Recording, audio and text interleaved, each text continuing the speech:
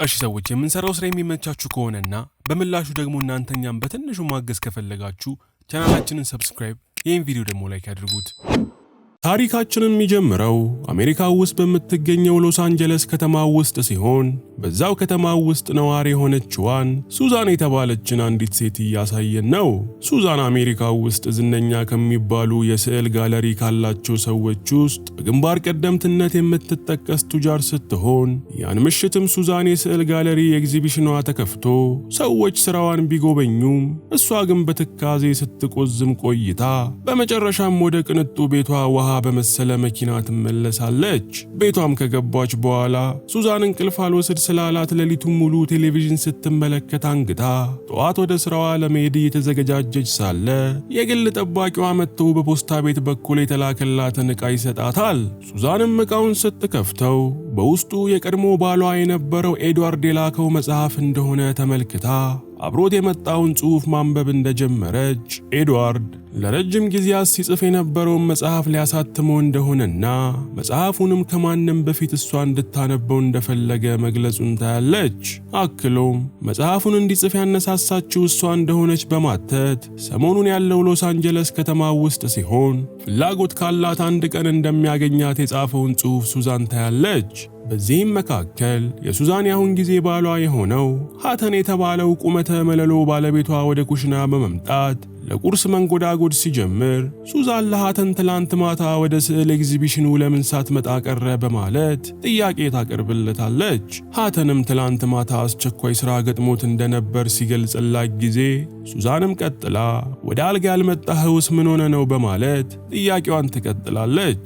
ሃተንም ከእንቅልፏ ሊቀሰቅሳት ስላልፈለገ እንደሆነ ሲነግራት ሱዛን ግን እንቅልፍ ሳይወስዳት እንዳደረች ነግራው ስታበቃ በሳምንቱ መጨረሻ ከከተማ ወጣ ብለው ወደ ባህር ዳርቻ በመሄድ ዘና እንዲሉ ጥያቄ ብታቀርብለትም ሃተን ግን ወደ ኒውዮርክ የሚሄድበት የሥራ ጉዳይ ስላለው አብሯት መሄድ እንደማይችል ለሱዛን ያሳውቃታል።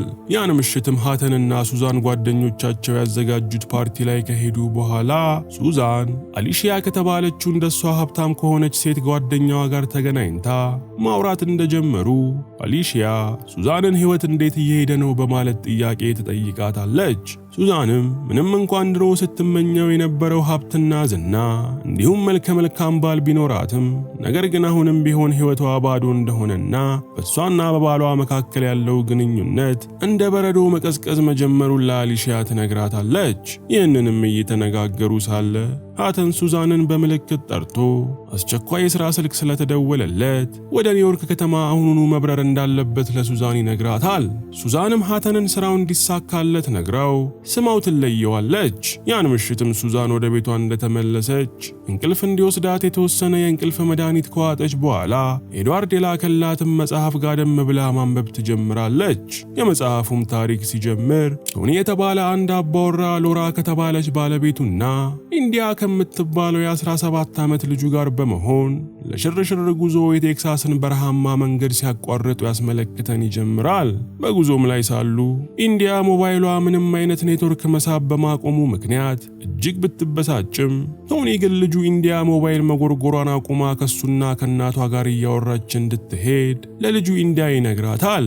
በዚህም ሁኔታ ሆነው እነ ቶኒ መንገዳቸውን ሲጓዙ ከቆዩ በኋላ ከነቶኒ መኪና ፊት ለፊት ሁለት መኪኖች መንገድ ዘግተው በዝግታ ሲጓዙ ቶኒ በመመልከቱ ቶኒ መንገዱን እንዲለቁለት የመኪና ጥሩምባውን መንፋት ይጀምራል። ይህን ተከትሎም መኪኖቹ ቦታ በመልቀቅ ቢያሳልፉትም ነገር ግን ከተወሰኑ ሜትሮች በኋላ አንደኛው መኪና የነቶኒን መኪና ከኋላ በመግጨት እንዲሁም ከጎን በኩል መጥተው መኪናቸውን በመግፋት እነቶኒን ሲያሸብር ቆይቶ በመጨረሻም የነቶኒን መኪና ከዋናው አስፓልት ላይ እንዲወጣ ያደርጉታል።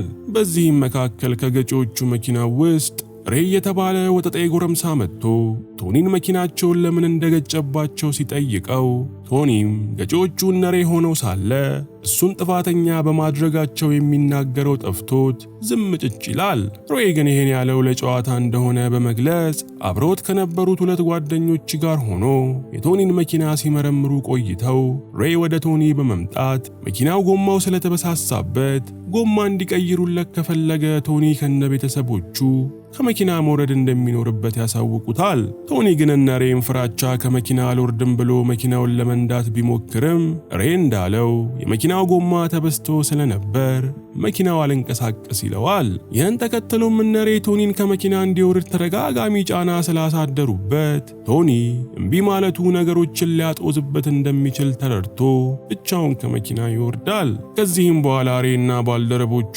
የቶኒን መኪና ጎማ ለመቀየር መኪናውን በክሪክ መነሳት ስላለበት የቶኒ ሚስትና ልጅም ከመኪና እንዲወርዱ ትዕዛዝ ይሰጣሉ። ከተወሰነ ደቂቃ ክርክር በኋላም የቶኒ ሚስት ሎራና ልጁ ኢንዲያ ከመኪና እንደወረዱ ጋጠወጡ ሬይ በወጣቷ ኢንዲያ ውበት ተማርኮ ኢንዲያ ላይ ጾታዊ ትንኮሳ ማድረግ ሲጀምር ቶኒ ጣልቃ ይገባና ሬይን ሊያስቆሙ መሞከር ይጀምራል። ስማ አባትየው ፊት ሲያስጠላ እንደነበረ ሬይ ግን በቶኒ ተበሳጭቶ ቶኒን በደህና ቡጢ መማታት ሲጀምር ቶኒም ድብድብ ከጀመረ እነ ሬይ ብዙ ስለሆኑ ነገሩ እንደማያዋጣ ተረድቶ ቶኒን በትህትና ማዋራት ይጀምራል። ከተወሰኑ ደቂቆች በኋላም የሬይ ጓደኞች የቶኒን መኪና ጎማ ቀይረው እንደጨረሱ ሎራና ኢንዲያ ፈጥነው መኪናው ውስጥ ገብተው ቶኒን መጣራት ሲጀምሩ ሉ የተባለው የሬይ ጓደኛ ቶኒን ወደ መኪናው እንዳይገባ ግጥም አድርጎ ይይዘዋል። በዛው ቅጽበትም ሬይ ከሌላ ጓደኛው ጋር በመሆን ፈጥኖ እነ ሎራ ያሉበት መኪናው ውስጥ ገብተው መኪናውን በማስነሳት የቶኒን ሚስትና ልጅ እንደያዙ መሄድ ሲጀምሩ ቶኒም በድንጋጤ ደንዝዞ በቆመበት እግሩ ቄጤማ ሆኖ መሮጥ እንኳን ያቅተዋል። ይህን ጊዜም ሱዛን የምታነበውን መጽሐፍ ዘግታ በመጽሐፉ ትረካ የተንጠለጠለው ልቧን ማሳረፍ ስለፈለገች ኒውዮርክ ወደ ሄደው ባለቤቷ ሀተን ትደውልለታለች። ሀተንም ከአንዲት ቆንጅዬ ሴት ጋር እጅ ለእጅ ተያይዞ እንዳለ ስልኩን ከማንሳቱ ሱዛን ሀተንን ኒውዮርክ መድረሱን እስካሁን ለምን እንዳላሳወቃት ስትጠይቀው ሀተንም በድጋሚ የሥራ ጉዳይ ቢዚ አድርጎት እንደነበር እየነገራት አብረው ካለችው ሴት ጋር ሊፍት ውስጥ ይገባል። ሱዛንም ከሀተን ጋር እየተነጋገረች እያለ ሀተን የሚፈልገው የፎቁ ወለል ላይ ስለደረሰ ሊፍት ውስጥ የነበረው የሆቴሉ አስተናጋጅ ሀተንንና አብረው ያለችዋን ሴት ክፍላቸውን እንደደረሱ ሲነግራቸው ሱዛን ትሰማና ሀተን ከሌላ ሴት ጋር እየማገጠባት እንደሆነ እርግጠኛ ትሆናለች። ይህን ጊዜም ሱዛን ሀተንን መልካም ምሽት እንዲሆንለት ተመኝታ ስልኩን በመዝጋት ወደ ጀመረችው መጽሐፉ ታሪክ ትመለሳለች። የመጽሐፉም ታሪክ ሲቀጥል ሉ የተባለው የሬይ ጓደኛ ቶኒን በማስፈራራት መኪናው ውስጥ አብረው ገብተው በረሃማውን መንገድ ቶኒ እየነዳ እንዲሄድ ያደርገው ይጀምራል። ቶሚም በሚስቱና ልጁ መታገር ተረናግጦ እንባውን ማዝነቡን ቢቀጥልም ሉ ግን ሬይ ቤተሰቦቹን ምንም እንደማያደርጋቸው በሚያስተማምኑ ቃላት እየነገረው ቶኒ መኪናውን እንደያዘ ጭው ወዳለ ስፍራ መንዳቱን እንዲቀጥል ያስገድደዋል። ከተወሰኑ ደቂቃዎች በኋላ ግን ሉ ቶኒን መኪናውን እንዲያቆም አዞት ሲያበቃ ሉ ቶኒን በሽጉጥ በማስፈራራት ከመኪናው ጎትቶ ያስወርደውና ሉ መኪናውን ይዞ ብቻውን ከአካባቢ ያመልጣል። ሰማይ ላይ የተደፋበት ቶኒም ቤተሰቦቹ መታገታቸው ሳያንስ እርሱም በረሃ ላይ በመጣሉ ሌሊቱን ሙሉ ሲጓዝ አድሮ ሊነጋጋ ሲል ዋናው አስፓልት ላይ ይደርሳል። ቀጥሎም ትንሽ እንደተጓዘ ከፊት ለፊቱ አንድ ቤት በማግኘቱ ቶኒ የቤቱን ባለቤት ለፖሊስ እንዲደውሉለት በማድረግ ነገሩን ለፖሊስ ሪፖርት ያደርጋል። ከተወሰኑ ደቂቃዎች በኋላም ቦቢ የተባለ ልምድ ያለው መርማሪ ፖሊስ ከሁለት ባልደረቦቹ ጋር ወደ ስፍራው በመምጣቱ ቶኒ የተፈጠረውን ነገር በሙሉ ለፖሊሶቹ ይነግራቸውና ቶኒ ከነ ቦቢ ጋር ሆኖ ቤተሰቦቹ ለመጨረሻ ጊዜ ወደ ታዩበት ስፍራ ይጓዛል። በመኪናም እየሄዱ እያለ መርማሪ ቦቢ ቶኒ ቤተሰቦቹ በነሬይ በተወሰዱበት ወቅት እነሬን ለማስቆም ምን ያህል እንደሞከረ ሲጠይቀው ቶኒም በወቅቱ ከፍርሃቱ የተነሳ ያደረገው ምንም ነገር እንዳልነበረ ትዝ ብሎት ቶኒ ስቅስቅ ብሎ ማልቀስ ይጀምራል። ከተወሰኑ ደቂቆች በኋላም እነ ቦቢ ሬይ የቶኒን ቤተሰቦች ይዞ የሄደበትን አቅጣጫ አግኝተው መኪና ወደማያስገባው ስፍራ በእግር እየተጓዙ ሳለ ቶኒ ፍርስርስ ያለ ቤት ውስጥ የሚገኝ ሶፋ ላይ የሚስቱ ሎራንና የሴት ልጁ ኢንዲያን እርቃናቸውን የተጣለ አስክሬን በመመልከቱ ቶኒ በድንጋጤ እንደ ሐውልት ደርቆ ይቀራል። በዛው ቅጽበትም ታሪኩን እያነበበች የነበረችው ሱዛን በድንጋጤ ማንበቧን አቁማ በመጽሐፉ ልብ ሰባሪ ትረካ እንባዋ ባይኗ ግጥም ይልባታል። ይህን ጊዜም ሱዛን በትዝታ ፈረስ ወደ ኋላ በመሄድ የቀድሞ ፍቅረኛዋ እንዲሁም የመጽሐፉ ደራሲ የሆነው ኤድዋርድን ሃይስኩል ላይ ከተለያዩ በኋላ በድጋሚ የተገናኙበትን ቀን ማስታወስ ትጀምራለች። ኤድዋርድ መጽሐፉ ላይ ያለውን ቶኒ የተባለውን ገጸ ባህሪ ከራሱ መልክ ጋር አመሳስሎ የቀረጸ ሲሆን አንድ ቀን ላይም ሱዛን ኒውዮርክ ከተማው ውስጥ ወክ እያደረገች ሳለ የልጅነት ጓደኛዋ ከሆነው ኤድዋርድ ጋር መንገድ ላይ ስትገጣጠም እናያታለን። በዚህም ጊዜ ሱዛን ኒውዮርክ በሚገኘው ዩኒቨርሲቲ ውስጥ ተማሪ ስለነበረች ኤድዋርድ ወደ ኒውዮርክ እንዴት ሊመጣ እንደቻለ ስትጠይቀው ኤድዋርድም የትምህርት ስኮላርሺፕ እድል ደርሶት ወደ ኒውዮርክ እንደመጣ ለሱዛን ይገልጽላታል። ሱዛንና ኤድዋርድም ከረጅም ዓመታት በኋላ በመገናኘታቸው ተደስተው አንድ ሬስቶራንት ውስጥ ራት አብረው ለመብላት ይገቡና ቁጭ ብለው ማውራት ሲጀምሩ ኤድዋርድ ምንም እንኳን ባይነግራትም ሃይስኩል ተማሪ ያሉ ሱዛንን ከልቡ ያፈቅራት እንደነበር ያጫውታታል። ሱዛንም ኤድዋርድ ይህን እንዳላት ሴትነት ወጉ ይዟት እንጂ እሷም ኤድዋርድን ታፈቅረው እንደነበር ገልጻለት ስታበቃ ያን ምሽት ኤድዋርድ ነፃ ከሆነ ወደ ቤቷ አብሯት እንዲሄድ ግብዣ ታደርግለታለች። ይህ ከሆነ ከተወሰነ ወራት በኋላ ሱዛን ከኤድዋርድ ጋር በፍቅር ስትከንፍ ቆይታ ጉዳዩን ለእናቷ አጋታር ለመንገር ስለወሰነች እናቷን አንድ ሬስቶራንት ውስጥ ታገኛታለች። የሱዛን እናት አጋታር ለደሃ ሰው ከፍተኛ ንቀትና ጥላቻ ያላት ሰው ስለነበረች ሱዛን ፈራ ተባ እያለች ከተወሰኑ ወራት በኋላ እሷና ኤድዋርድ ሊጋቡ እንደሆነ ጋብቻቸውም እንደተፈጸመም ኤድዋርድ ልቦለዱን ለመጻፍ ያመቸው ዘንድ አብረው ወደ ቴክሳስ ሊሄዱ እንደሆነ ለእናቷ አጋታር ትነግራታለች። አጋታርም ኤድዋርድ ገንዘብ የሌለው ሰው እንደሆነ ታውቅ ስለነበር ሱዛን ማግባት ያለባት ቆንጆና ሀብታም ወንድ እንጂ ይሳካልኛል የሚል ተስፋ ያለውን ጀማሪ ደራሲ እንዳልሆነ በመንገር ጋብቻቸውን እንዳትፈጽም ታስጠነቅቃታለች። ሱዛን ግን እኔ እንዳንቺ ፍቅርን ለገንዘብ ስለምለውስ ሰው አይደለሁም በማለት እናቷ አጋታርን ብትናገራትም አጋታር ግን ከተወሰነ ጊዜ በኋላም ሱዛንም እንደሷ መሆኗ እንደማይቀር አስረግጣ ለሱዛን ታሳውቃታለች። ከትውስታው መልስ ታሪካችን በድጋሚ ወደ መጽሐፉ ታሪክ ይወስደንና መርማሪ ቦቢ ቶኒን ወደ ፖሊስ ጣቢያ አስጠርቶ ሲያበቃ ሚስትና ልጁ እንዴት እንደተገደሉ በዶክተሮቹ ምርመራ መረጃ መሰረት ይነግረው ይጀምራል። በምርመራው መሰረት የቶኒ ሚስት ሎራ የጭንቅላቷ አጥንት እስኪሰበር ድረስ ተመታ እንደሞተች ሲነግረው፣ ልጁ ኢንዲያ ደግሞ አፍንጫዋ ታፍኖ እንደሞተች ያረዳዋል።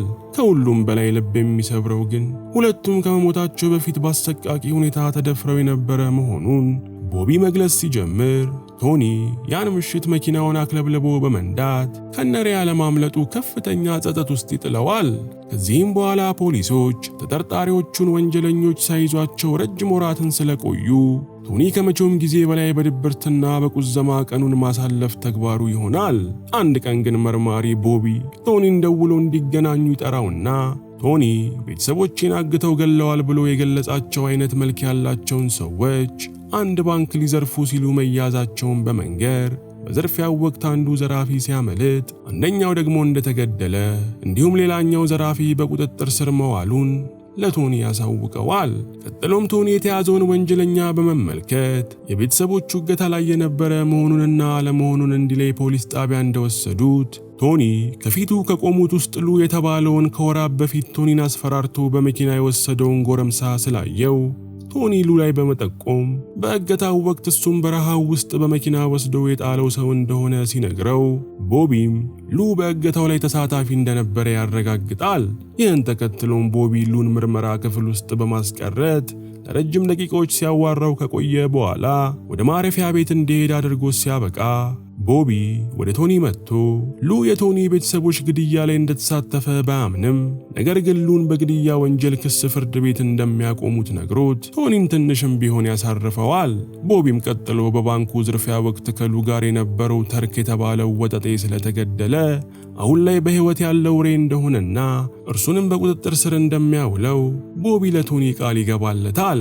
ይህን ጊዜም ሱዛን የመጽሐፉ ታሪክ በጣም ቢመስጣትም ነገር ግን ማንበቧን አቁማ ለቀድሞ ባሏ ኤድዋርድ የመጽሐፉ ታሪክ ልብ የሚሰብር እንደሆነ በመግለጽ በዚህ ሳምንት ነፃ ስለሆነች እሷን ብታገኘው ደስ እንደሚላት ኢሜል ጽፋ ትልክለታለች።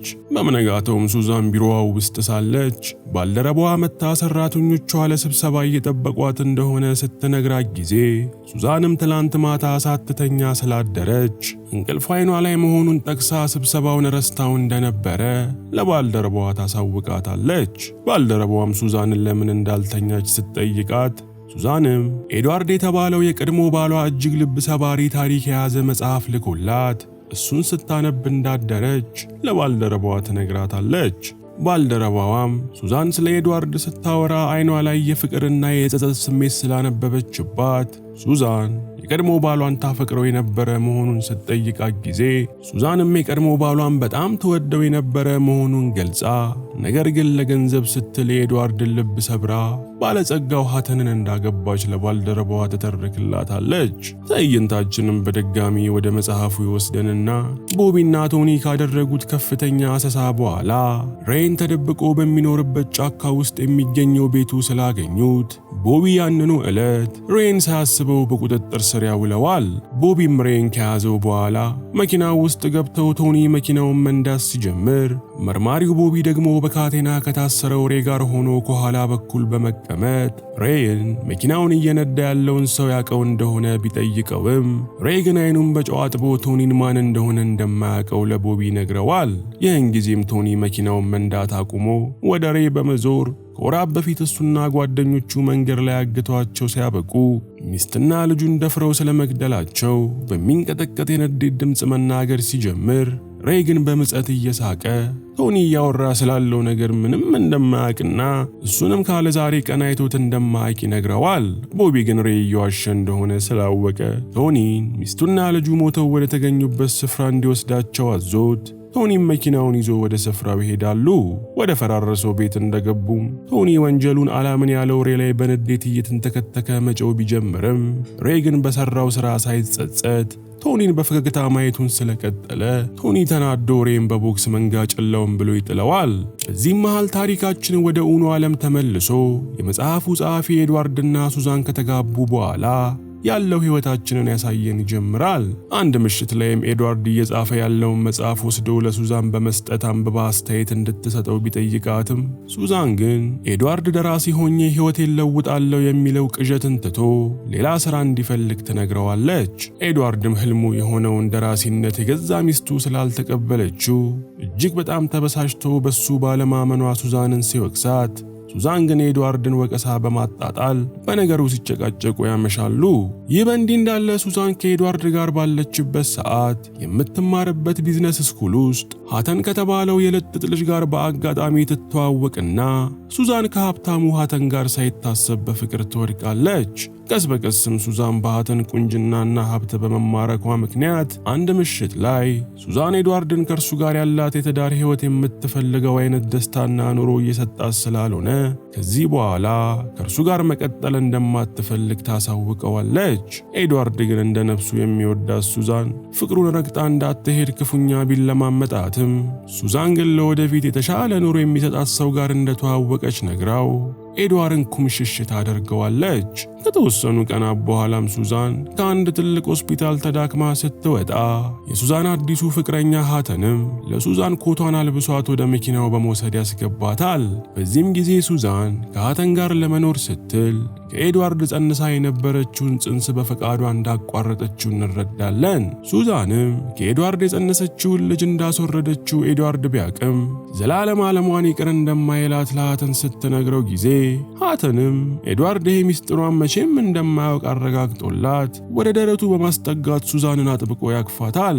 ሱዛንም የሃተን እቅፍ ውስጥ ሳለች ፍጹም ባልጠበቀችው ሁኔታ ሆስፒታሉ አካባቢ የነበረው ኤድዋርድ ሱዛንን በሃተን እቅፍ ውስጥ እንደተሸጎጠች በማየቱ ኤድዋርድ ልቡ እንደ ብርጭቆ ብትንትን ብሎ ይሰበርበታል። ይህን ጊዜም ኤድዋርድ የልብ ወለዱ ዋና ባለታሪኩ የሆነው ቶኒን በራሱ መልክ አድርጎ የሳለው ታሪኩ ከገጸ ባህሪው ጋር ስለሚመሳሰል እንደሆነና ሚስትና ሴት ልጁን በነሬ እንደተነጠቀ ሁሉ ኤድዋርድም ከልቡ የሚያፈቅራትን ሚስቱ ሱዛንን እንዲሁም ያልተወለደ ልጁን ማጣቱን ለማመልከት የጻፈው አሳዛኝ ድርሰት እንደሆነ እንረዳለን። ታሪካችንም በድጋሚ ወደ ልብ ወለዱ ሲወስደን እነሬ በቁጥጥር ስር ከዋሉ የተወሰኑ ቀናት በኋላ መርማሪ ቦቢ ቶኒን ደውሎ በመጥራት ወደ እሱ እንደመጣ ቦቢ ፖሊስ ሬይና ሉ የቶኒን ቤተሰቦች ስለመግደላቸው ተጨባጭ ማስረጃ ማግኘት ባለመቻሉ ምክንያት በዋስ እንደፈታቸው ለቶኒ ያረዳዋል። ቶኒም በሰማው ነገር ክው ብሎ ሳለ ቦቢ ምንም እንኳን ነሬ ላይ በቂ የሆነ ማስረጃ መገኘት ባይችልም